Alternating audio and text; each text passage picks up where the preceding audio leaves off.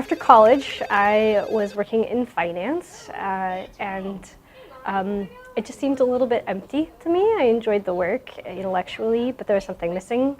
And at the same time, I was part of this large church in Seattle, and people started coming to me and saying, "Hey, I need to talk to you about something." And people had a lot of questions about their faith and their sexual orientation or their gender identity.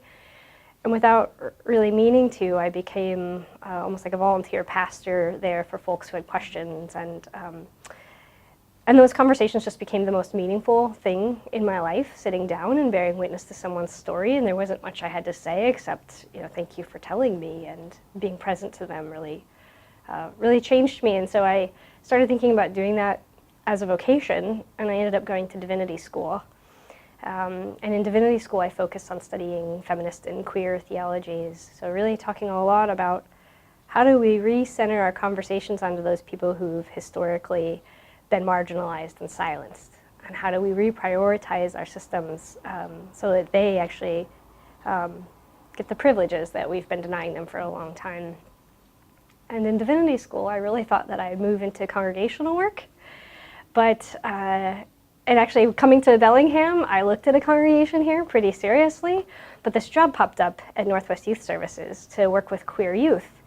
And I thought, boy, that sounds really interesting, like the chance to work with young people who might be experiencing discrimination.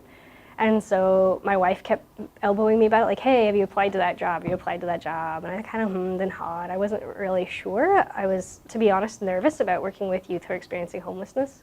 But I applied, and a few months later, actually, I was offered the job, and I've completely fallen in love with it, and see, it really is the best expression of my calling that I can imagine.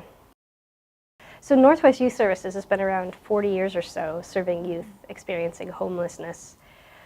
And I think it was 8 to 10 years ago that they started to realize that a lot of the youth seeking services were LGBTQ identified.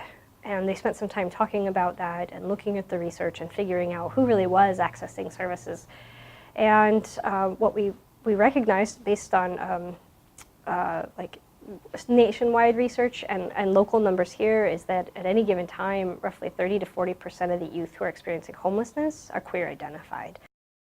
And so we started the Queer Youth Project to try to prevent that, those youth from entering homelessness, because research and youth tell us that the #1 driver of youth homelessness for queer youth is lack of parent or guardian acceptance. Mm-hmm. A lot of youth don't have a family member that they can talk to or a neighbor. In fact, 83% of lesbian, gay, and bisexual youth in Whatcom County feel that they don't have an adult to turn to, mm-hmm. And they feel alone in life. And so our programs are designed to support youth and to try to involve their families in supportive conversations around youth in the hopes that they don't become homeless.